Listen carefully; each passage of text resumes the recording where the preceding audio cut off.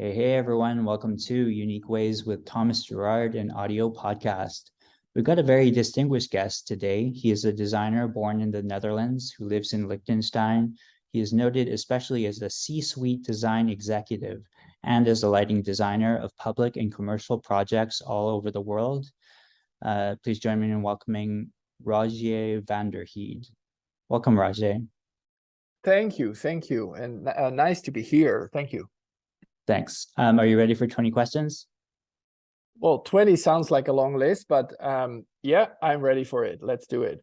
Okay, here we go. Number one, tell me a little bit more about yourself. What do you do? Yeah.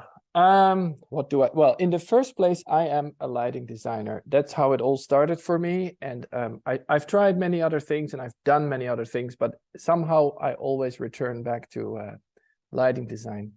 So that means that I work both with lights and also with the sun and the sky. I really love daylight and understanding it in architecture.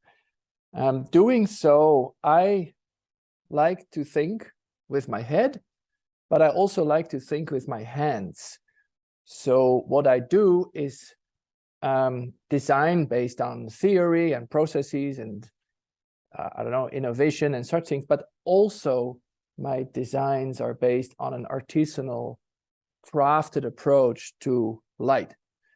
And when I am developing my lighting designs, I don't really say that, for example, lighting enhances architecture or something like that, because my clients expect a little more. Perhaps lighting that moves us, that somehow evokes an emotion, or could be, I don't know, lighting that makes us healthy, or light that simply inspires. Those are the things that I am interested in. And I like to approach that in a very pragmatic way. I'm curious. I want to discover something new in every project. And doing so, I want to engage the client and the architect and perhaps an engineer or other people who are involved in the project, because together, I think we make something great. And me alone is not so valuable. That's how I see my work and my practice. Great. Yeah. No, great. Just a note for our audience, Rogier and I don't know each other until now, but we are connected through a previous guest, Eric Quint, who is also a C-suite designer. That's right. So Eric was on the leadership of Philips Design when I joined Philips as the company's first chief design officer for the Philips lighting company. And Eric, who later became the CDO of 3M, and he talked about it in that particular episode, of course. He has also taught me lots of things. I mean, working with people like Eric and all the other ones in Philips Design and everywhere else has really opened my eyes for other things than just the light. Eric is really strong on the processes of design, the management of design, design leadership, making design truly a function in the company. And I came to Philips being educated at the Academy of Fine Art, which is something completely different. And working with people such as Eric or Stefano Martano, who was also who was our boss at that time, means that you start seeing your own profession differently, and that is really interesting. And I think that's the value of teaming up with each other, which is why I give that a lot of attention in my work. Great, yeah, great insight. We're very lucky to have you here today. Number two, what's a key piece of knowledge that makes you different? Well,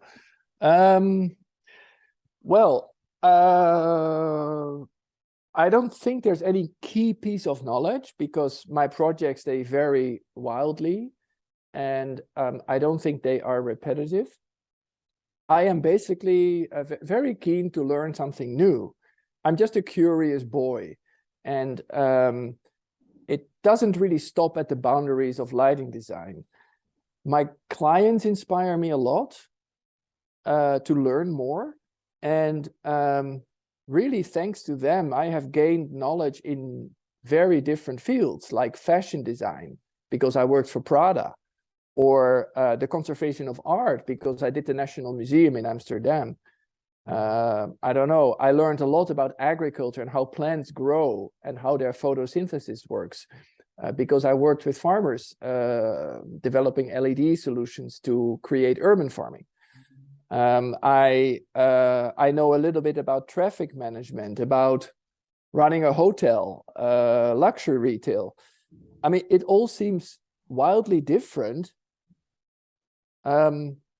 But what all these fields of knowledge have in common is that these are where my clients operate and where they create value. So I want to know about it. So perhaps the key piece that makes me different is that I really get involved in what my client does. And once I understand that, I have a feeling that I am more confident proposing the right lighting solution. And I think that makes it maybe different. Great. Number 3, why this of all things? Why do you do what you do? Well, I have never really tried anything else. So maybe I don't even know why. I mean, I definitely broadened my horizons. I was, for example, at Philips and at a Swiss company called Sonova in charge of design, and it was super interesting. But I always returned to lighting because it's simply fascinating, and it has only become more interesting with the arrival of, let's say, viable digital lighting. Like LEDs became useful and affordable maybe already 20 years ago, but since then our profession has completely turned around, and it's just a whole new thing. So and I've been more than 30 years in the field, so I have experienced how to create designs with conventional technology, and it was super interesting, evoking emotions and setting moods and creating healthy environments and all these sort of things. And then I could do it again in a much more sophisticated way with digital controls and with the Internet of Things and all these new things that I am also really interested in. So I think I do what I do because it still satisfies me. You know, it's still new and it's still exciting, and it hasn't dried up for me, if you like. I am able to come up with new concepts that make sense. It's not always easy, of course, but for example, right now I'm working with the Dutch architect Anne Holtrop on a museum in the desert in the Middle East. It's a museum for modern art. It has a lot of glazing, and as you can imagine, the sun is super bright there and super hot, and we have to create an environment that is comfortable for people and safe for the artifacts. It's no easy assignment, right, in that environment. And yet, by going there and understanding the landscape and things like that, and understanding the climate, but also even the organization of the client, and the expertise they have themselves, I think we can come up with a new and exciting solution for the museum world. And in that sense, my profession is just never boring to me. So I guess I feel no need to change, and this is why I still do what I do. That's great. You know, recently we had Debbie Millman on the show, who has been doing the same thing in a way for a very long time, running her podcast Design Matters, and kind of keeping at that. That seems to be one formula for success. Number 4, what does your future look like?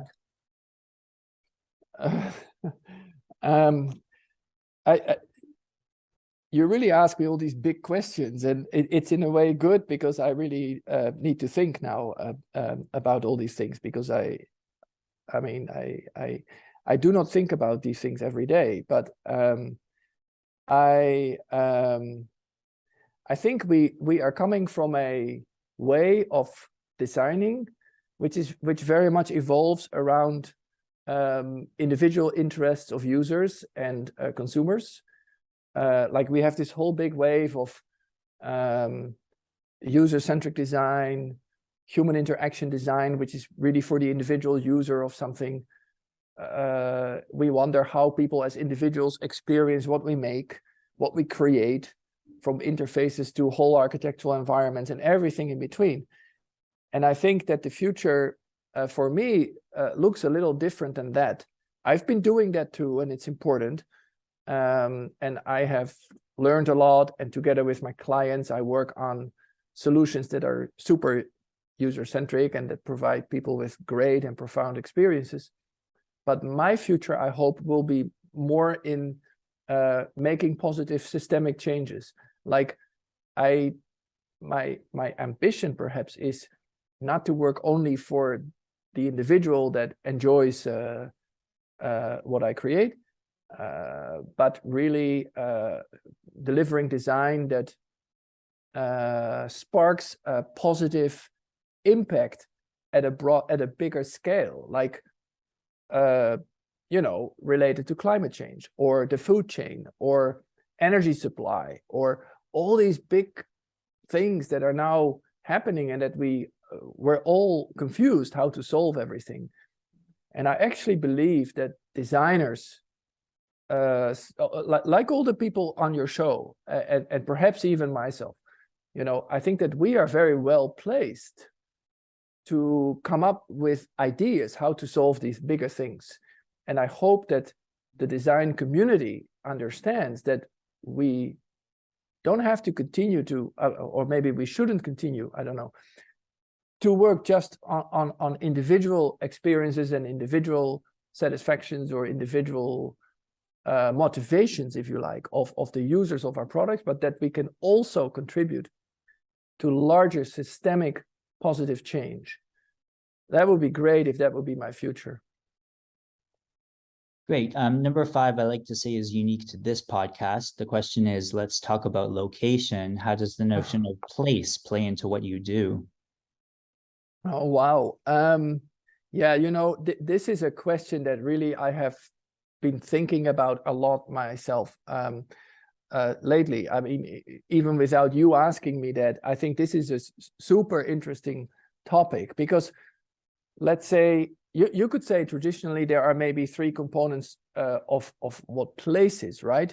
There's just a location on the planet, the location on the surface, but there's also something like the physical setting of a place, and where exactly it enables relationships between people. So that could be the city of Zurich nearby here, or it could be the forest next to my home, or it could be I don't know, your living room or something like that.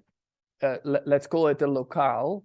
And then there is, of course, the sense of the place, which is more what I feel and my emotions when I enter that place. But interestingly enough, these are all related to physical places. And I have always looked at it that way. I believe that I was contributing to physical places on Earth. You know, I put my lights in a position, I illuminate the scene, and I create an experience in your heart, if you like. But actually, since I work more and more digital, my ideas about place as a concept have completely changed. There are many designers who now create objects that never end up in a location on Earth, simply because they're not made for that. These objects are made for virtual spaces where they are being used, where they're being sold, gifted, cherished, or discarded.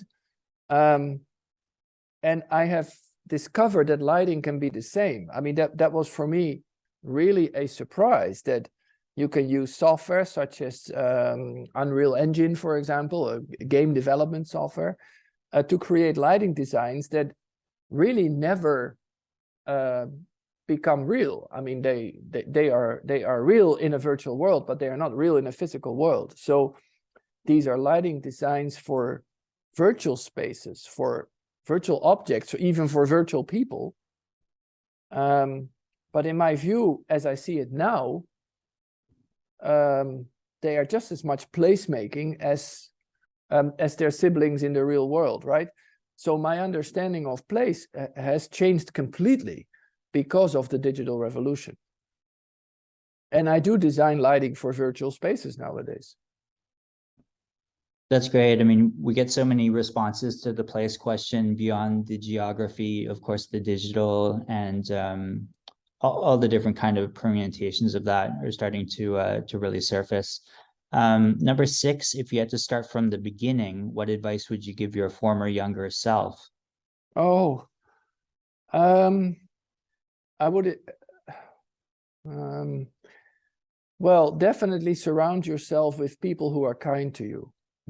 There's a huge difference between being nice and being kind, right? Because nice is a way of behaving and kind is in your heart. So I have personally experienced the strength and also the energy that sparks from hanging out with kind people. And I would strongly advise anyone at the start of your career, just do the same, you know, surround yourself with people who are kind to you. It's the most important thing. Yeah. Love that. Okay. Number 7, what's a day in your life like? Oh, yeah, I don't know what listeners expect, but I get up very early. Then I don't spend much time, you know, at home. I walk to the atelier about half an hour. Usually that's right when the sun comes up. It paints the mountains orange. Like we live in a very mountainous region of the Alps, close to the river Rhine, but the river is very small here. So it's very high mountains here, up to 9,000 feet or things like that. So the sun comes up from behind, and I usually see I don't know, a fox or a badger or some animals. There's a lot of wildlife here. Actually, we even have snow lynxes, but you would have to go up in the mountains to see one. I spent the early hours in the atelier only concentrating on design challenges.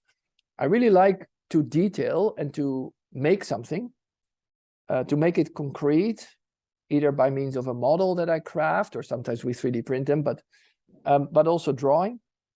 I really think it is in the details that you get inspiration a lot to solve the problems for the next client, I would say.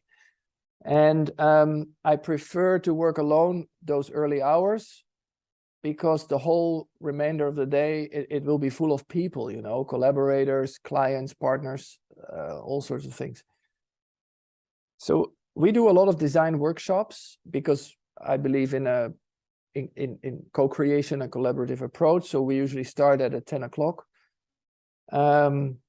We have our own artificial sun and sky, so we can simulate any place on Earth and the lighting conditions over there.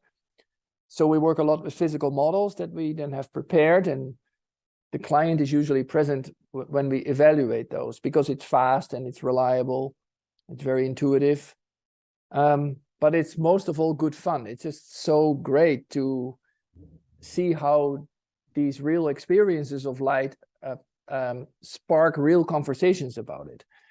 There are just so many architects who were crawling on my floor to see the shades of sunlight within their building, or to discover how, I don't know, the skylight decreases as we move walls and ceilings, or we apply a texture to glass and you instantly get results.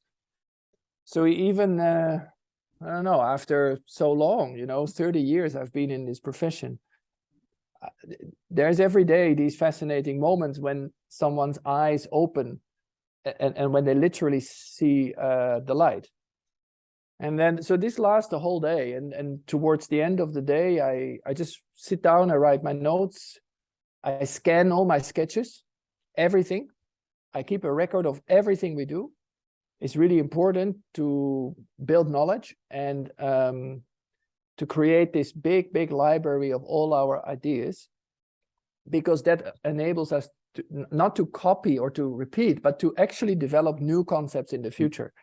every design that we make embodies the knowledge and the experience of so many previous projects, and yet, every time it makes something new. So I think that's the beauty of how we work. I love that. That's more or less what a day looks like, I think. A common thread actually with this question is to start your day with meditating, and I imagine your early morning walks are meditative in some ways. Yeah, most of the time it's very silent. There is, I mean, I walk through an area where there's no traffic, nothing, just forest and fields, because our home is remote and the atelier is in the village. So it's just sometimes I listen to radio, like talk radio, the news or something. More often on the way back,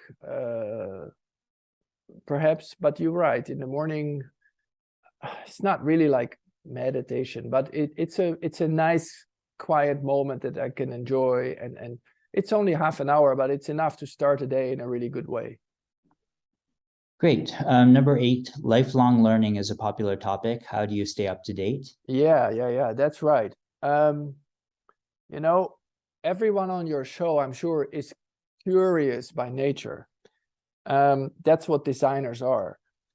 And I do believe that curiosity is the best attitude to stay up to date. I have visited many lighting conferences and things like that, but I got much more interested in other areas, such as automotive design or engineering, or completely different professions, such as the culinary arts. I'm very interested in, and I just try to, absorb all of that. And I just because I think, I had to create a lighting design for a restaurant, for example, and I think it would be rather arrogant to pretend that you can do that just based on lighting knowledge. I mean, you've got to understand what is happening there, right? So the way I stay up to date is really being fed by my projects and my clients, and the learnings can really come from anywhere. I mean, I think it also comes from exchange, from just, I am surrounded by people who love to share their knowledge, and I feel very privileged about that. And I hope I really do the same. And that's an important source for me. And so it's less and less in the traditional way, like lighting courses or stuff like that.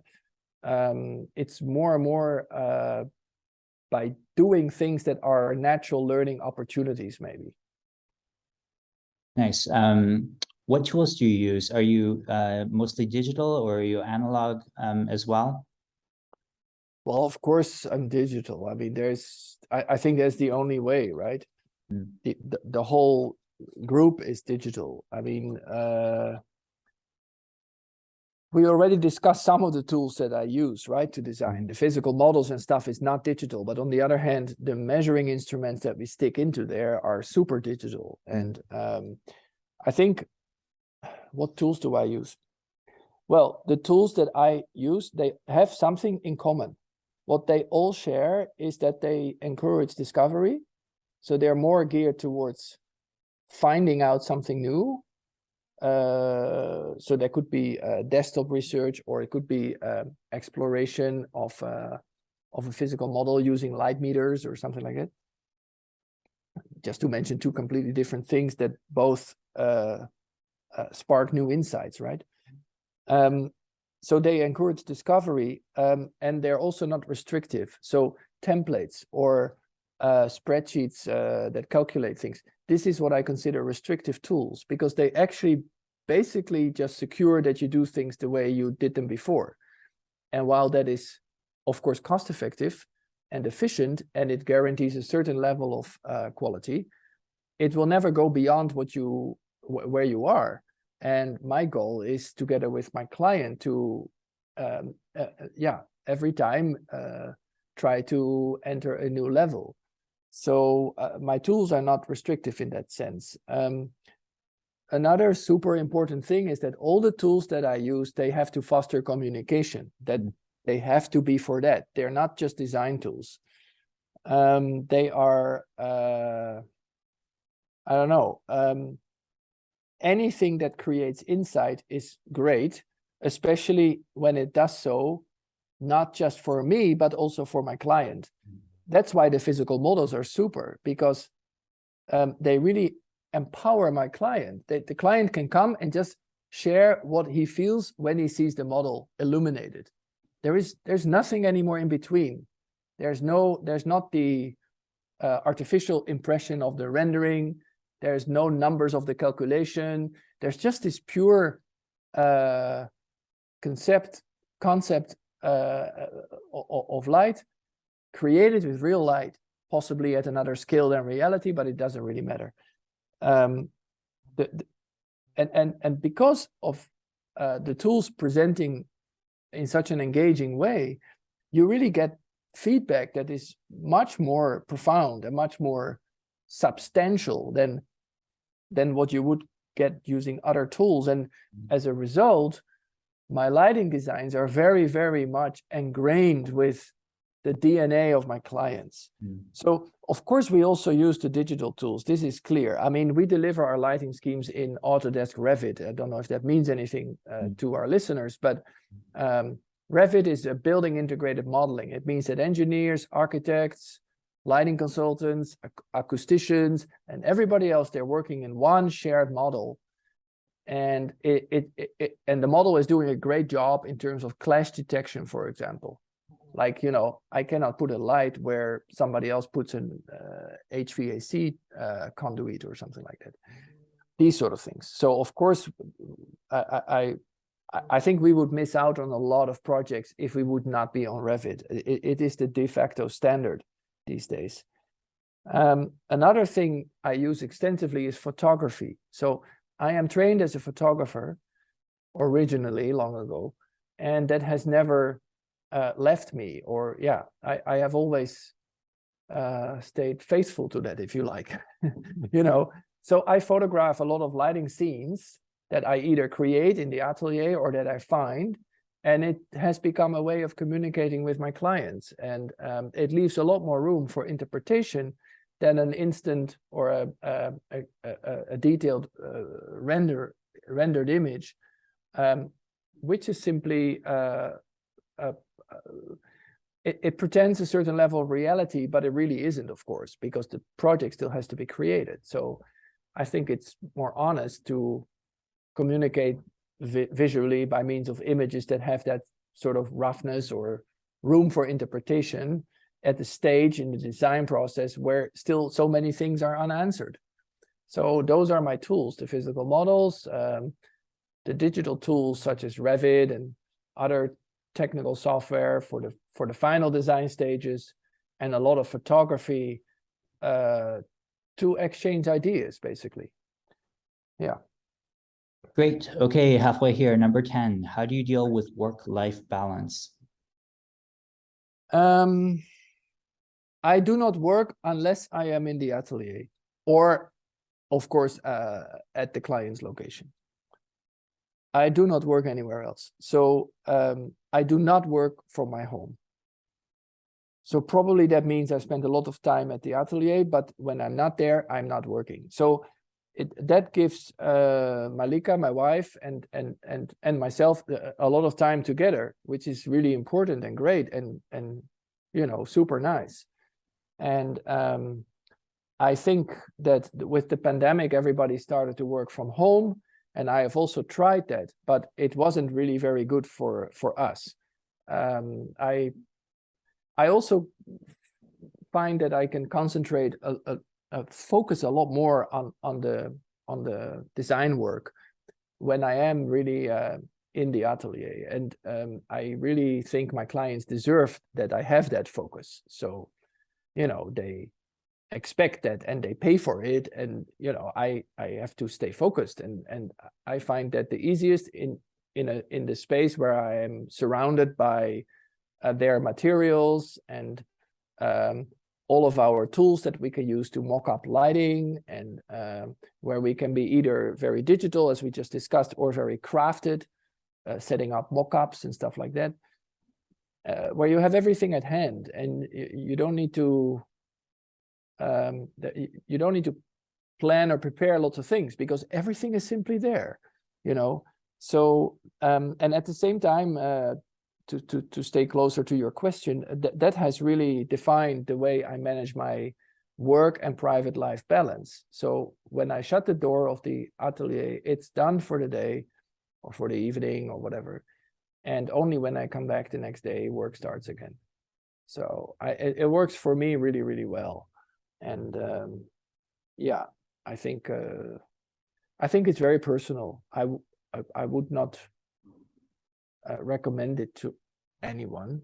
I think a lot of people like the more flexible digital nomad kind of, you know, way of working. But that is not for me. I think it's super valuable, though. The clarity that you have on that work-life balance is something that we don't come across that often.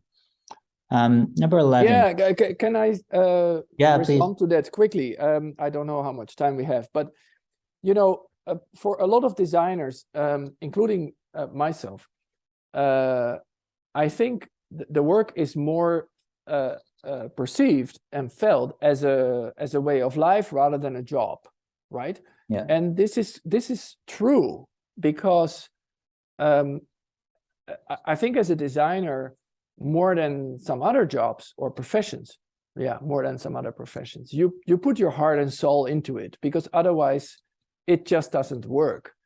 So it's also a conviction to be a designer. And I appreciate that doesn't stop when I leave the atelier, you know, but it still doesn't mean that that I don't have to continue working then in order to, I mean, I'm still a designer when I come home, right? Mm-hmm. I'm just not working. And I'm cooking a meal and I feel very creative about that, you know. I'm watching a movie together with Malika and I feel, you know, we discuss it and we're having a great time. And all of that is creative too. And that's how we live our lives, right? And so I don't think that you stop being a designer when you quit or for the day when you leave work. But yeah, I mean, I understand why it's hard for designers to be so clear about it. For me, it works really well. Perfect. 11, if you weren't doing what you do now, what would you be doing?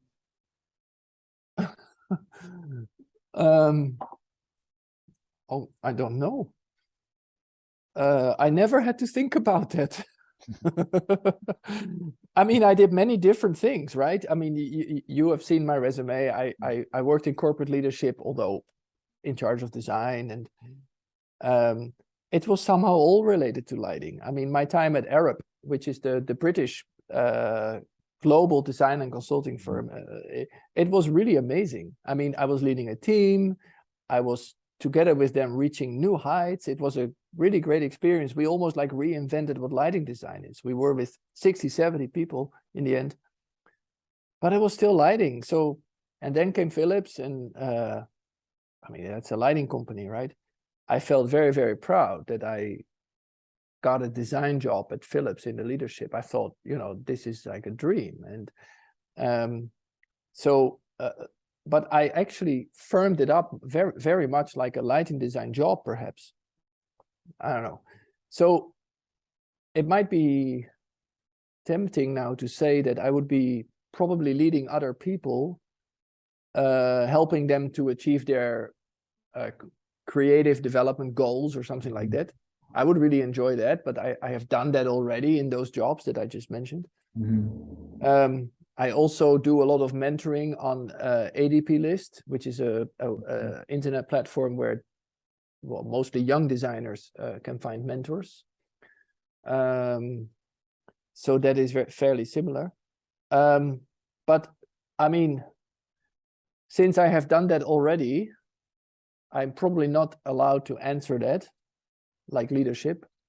So what else can I think of? I mean, I'm a sailor when I don't work. And I'm also a qualified chef. So let's think. I mean, perhaps a restaurant on the seaside. That would be me then, right? I don't know.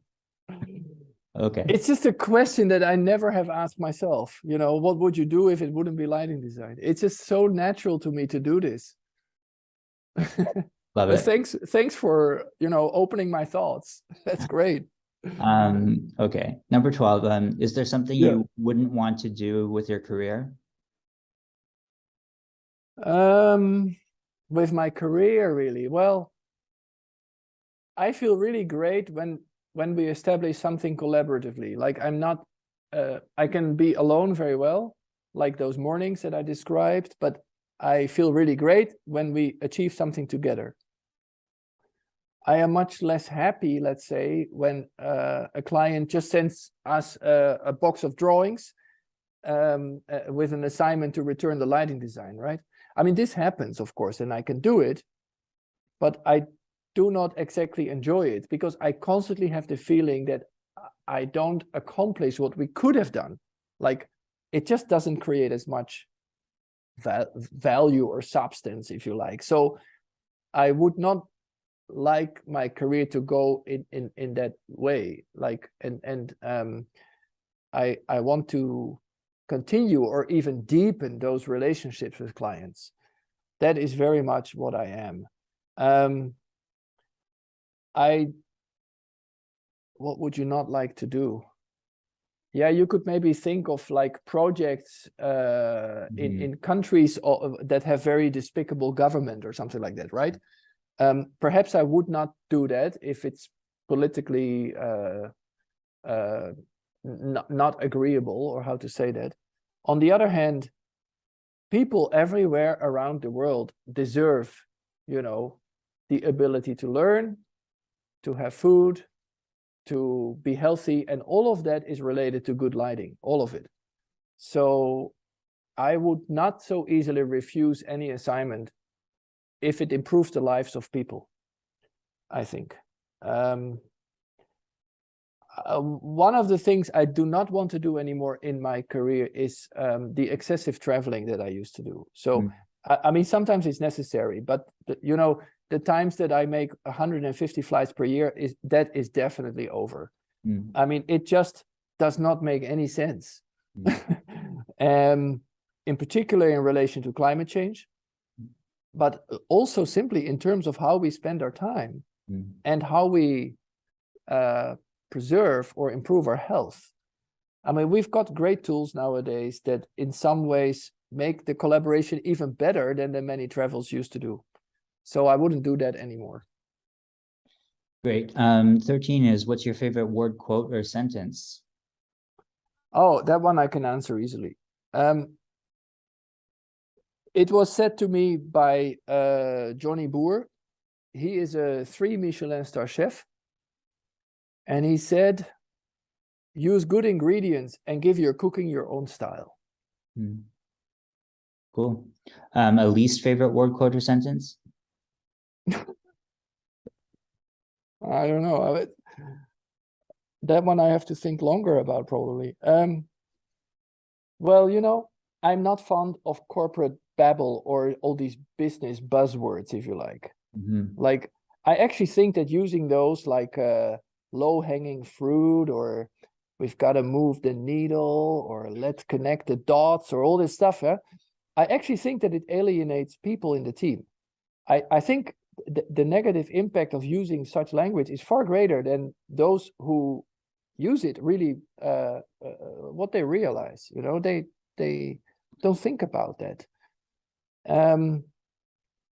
I think it alienates people talking that way. And since there is a very clear link between inclusivity and the ability of a team to innovate, I think it's just outright not a good thing, this kind of language. So yeah, it is something that I have never liked. And I spent many years in environments where some people may, you know, sometimes talk that way. And of course, I accepted it. I mean, I'm not a person who would just stand up and say, oh, this is not good for us. But I actually, quietly, I believe that it's better just to talk plain language. Great. 15, if you had to pick one word to describe yourself, what would you choose? Well, I'm 6'8", so how about tall? Do you think it's good? It is good. No, it isn't, of course. I mean, but it's funny because you're based in Canada, right? Yes, Vancouver. Yeah, I see. So I don't know about Canada, but in North America in general, let's say, I mean, mostly I was in the United States. I haven't visited Canada many times, but people feel very free to inquire about your body height, you know, that and in particular, of course, in elevators where you stand close to each other and they look up and they think, wow, he must be playing basketball. And the first question is always, how tall are you? So I, of course, learned the conversion from 203 centimeters to 6'8". And actually, you are metric being in Canada. So it's 203 centimeters. And the single word to describe myself would be tall. But probably that's not what you mean. So we talked a lot about learning and where do you learn? And I am very what in English is called inquisitive, right? Mm. I think that's a really nice word, if I may say that about myself. Yeah, Great. I like to learn. Perfect. 16 is what keeps you up at night? Nothing. I really sleep very, very well every night. And if you mean, are there any worries? No, not really. It's also very much needed that I sleep well because I'm very tired in a good way every day. I guess I work hard, and I think that's what we all should do. And it is being rewarded with good deep sleep. So it's great. Yeah. What's a dream you're chasing? The dream that I'm chasing. Well, that's probably more of a private question or a private answer to a question, right? But I like to think that it's not a dream, but our future reality. So together with my wife, Malika, who I really love very, very much, we will have a house with a garden that surrounds it. And there will be a dog for Malika and a beehive for me. So I have to learn how to become a beekeeper. But I like to learn, as I told you. Cool. Yeah, that's the dream that I'm chasing. Cool. Okay. Final stretch here, number 18. What inspires you? I think I'm not unlike other designers in this sense. I mean, there is inspiration in everything.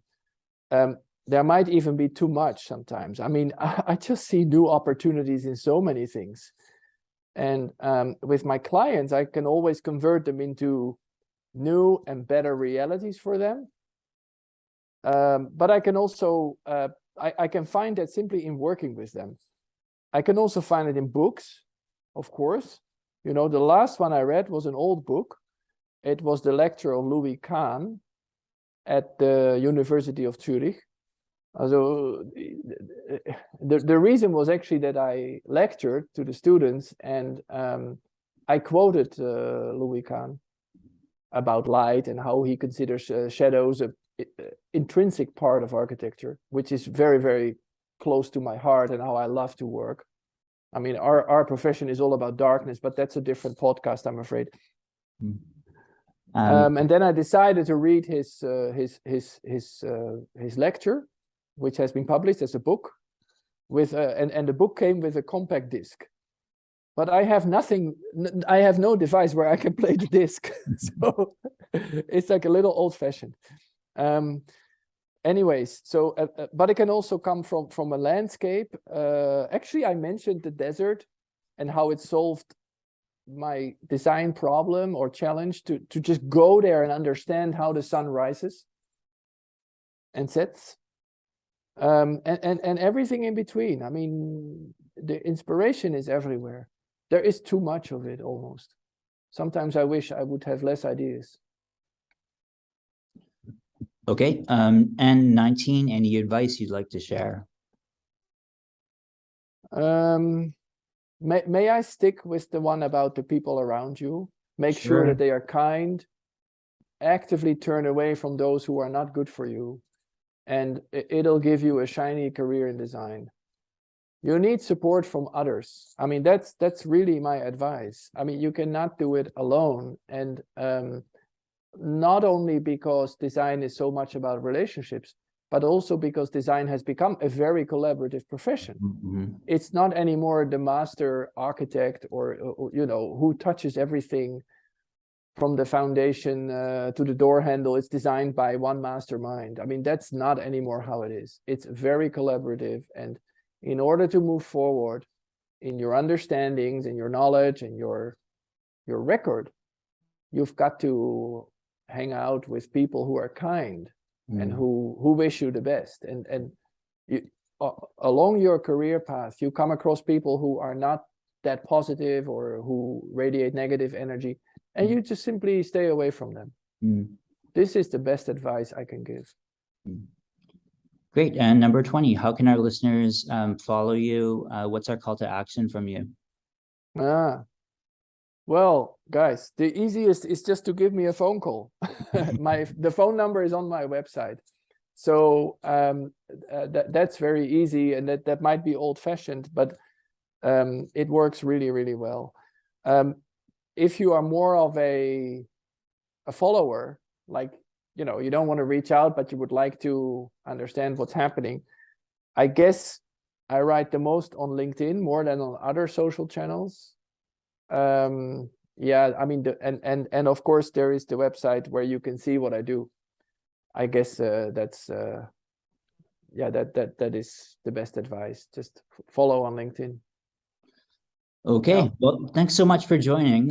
You know, with Eric Quinton from the C-suite and you now here, it's looking pretty bright in that way. But I particularly am happy that you're on because of your kind of proven track record as a practicing designer, really succeeding and then moving into the C-suite. I think that's a really kind of the kind of journey that people can be really attracted to and will want to hear about.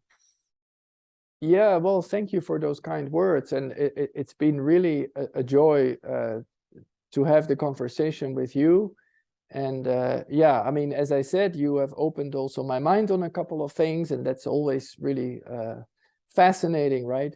That move into the leadership of a large corporation, I mean, if you have the opportunity, I would recommend it to everybody. You learn so much about people, about how things work in the big world, you know.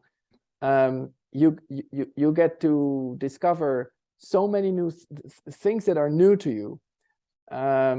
You get an opportunity to team up with research people, commercial people, product managers, I don't know, all sorts of different, you know, people from moreover from all walks of life. And for me, it's been totally rewarding to have those about 10 years or so. And you know, then after that, I decided to return to the roots and open the design studio again, which has been really nice since then. But I am very, very thankful to those companies that gave me the opportunity to work there and to be part of their leadership. So yeah, thank you for pointing that out. That it's really, really true what you just said. Great. Okay. Thanks so much for being on the show. I look forward to continuing to follow you. Thanks again. You're much welcome, and thank you very much too.